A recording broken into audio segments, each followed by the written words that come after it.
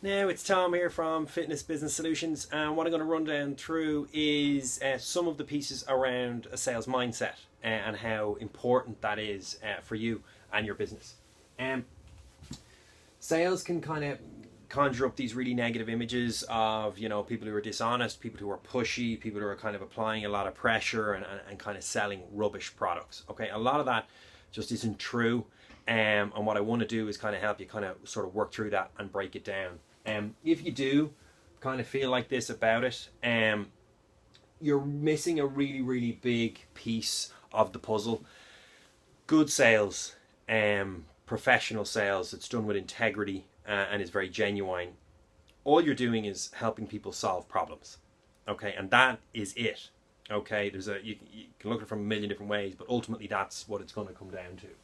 Okay, some of the things I see or I've experienced myself as I've kind of gone through my sales career, these are kind of the biggest issues I've seen happen, or the biggest stumbling blocks for people. They see sales or the sales process as taking money off of somebody. They use it as a chat. There's no real system, there's no process to it, so much like a training program. They're just kind of turning up, lifting some weights, dilly-dallying around and hoping that when they get to the end of it, they're going to produce, the outcome that they're looking for. And we all know that just doesn't work and won't work. And then lastly, is one I've seen a little bit of is a real overestimation of somebody's skill set. So it's people who believe that they're very, very good at sales and think that they're, that they're a big hitter.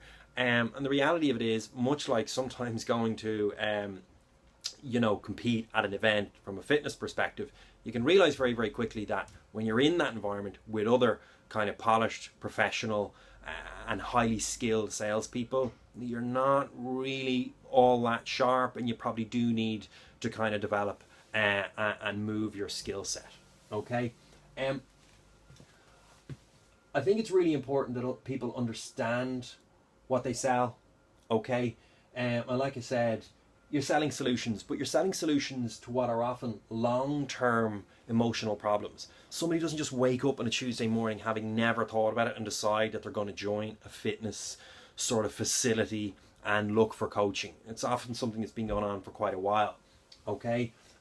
Also, like I said, it's an emotional issue. People are often coming to you, they're looking to lose fat, they don't feel great in their own skin, they're not particularly confident about succeeding, and sometimes people are coming to this with a kind of, they need to do it as opposed to they want to do it. Okay. The other thing in terms of what you're selling is you're selling the opportunity to somebody make a big impact on their life. And I really do believe that. Okay. I also believe that about this, this sort of sales process and how you do it. If you do it and if you follow the program, you'll come out the other end in a much different place. And if you're doing fitness for long enough, you probably have had that story told to you publicly or in confidence, where your service, what you do, has had a very, very big and positive effect on somebody's life. So don't forget that when you're kind of working your way through all of this. You also need to understand the value you provide. Okay, never assume somebody attaches the same value to things that you do. As a small example, okay, I've spent a lot of money, okay, on training, equipment and machinery to do a sport and engage in a hobby that other people would not do if you paid them to do it. Okay, I love motorbikes, it's a real passion of mine, and I attach a lot of value to that. Other people think that's madness and wouldn't do it if you, like I said, pay them. So always try and bear in mind that your and the value you attach to something is often very different to somebody else. Okay, what you would pay is different. Okay, what you'll pay to solve a problem, what somebody else will pay to solve a problem, is very different. It depends on how big a problem it is to them. Okay, charge based on the value you give to somebody. Okay, not some number that you've pulled out of the sky or that is kind of close to what the guy down the street is doing. They're running a different business with a different model. They may have a different cost base. They may have different goals to you. You've got to charge based on the value you provide, and you've got to provide a lot more value than what you're charging for. Okay, think about being out for a meal. Okay, you get a beautiful, healthy, meal that really fits into what you're looking for that day, and it's good value. You'll go back. You get charged and you pay more than you think it's worth. You probably won't. Okay. How much would somebody pay to solve the problem? Okay, so if we use this as an example, how much would you pay for a sales training course? I don't know, weekend, 300, 400 quid, whatever. Okay, it could be 400, it could be 4 grand. Really depends, okay, on how big the problem is to you. But more importantly is, what is the problem? Okay, how much would somebody pay to solve the problem? So let's say the problem is you need 40 to 50 clients, okay, in the next 60 days to get your business where it really needs to be, or to stop it closing, okay? How much would you pay if somebody said, I can solve that problem for you, okay? And it's the exact same for, take a fitness example, a girl who, life's got in the way, all the usual stuff we're used to hearing, and she's put on 1.5 stone, and she doesn't feel comfortable in her own skin. She doesn't want to join a big box gym, and her real goal is to lose 1 stone, okay, or get down 1 dress size. It can often be similar enough, and she wants to do that over the next kind of 2 to 3 months, and the reason she wants to do it is she doesn't feel great about herself. She's fed up, she's buying new clothes, and she doesn't like what she sees in the mirror. On top of that, she doesn't have a whole lot of energy, and she knows she's in that place where if she doesn't get a move on and doesn't start fixing this issue, it's only going to get worse. If you ask that girl, and I would suggest you do this, ask them how much they would pay to solve that problem. So 12 weeks from now, we can get you there. All you need to do is follow the instructions. How much would you pay me?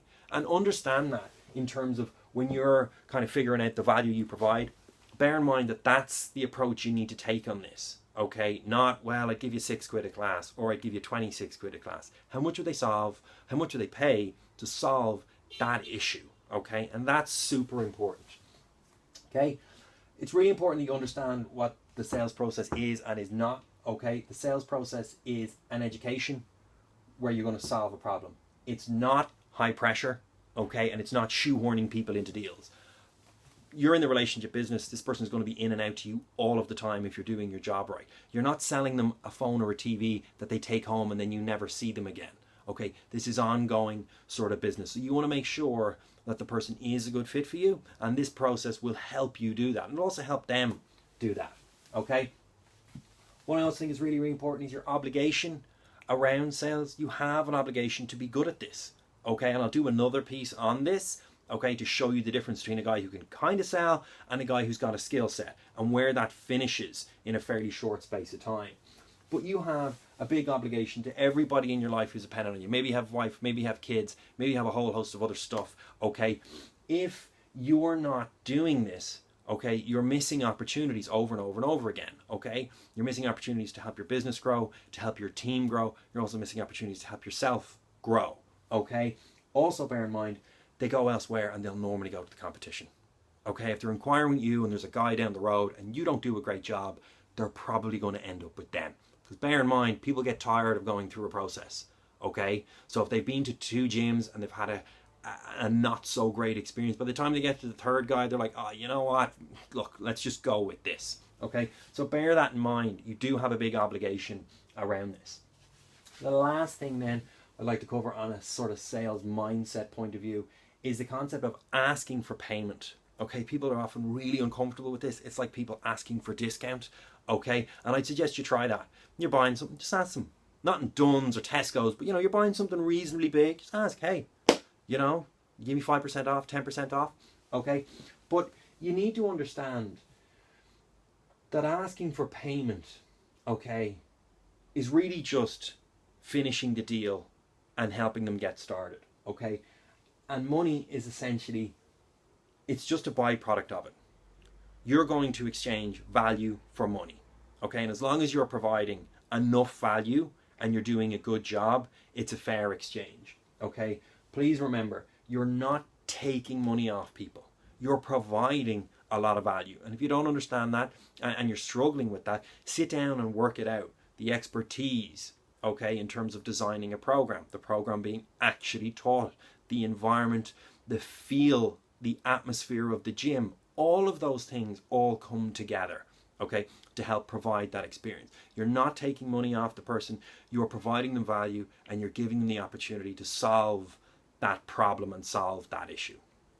I hope that helps. Any questions, pop them in the comments below.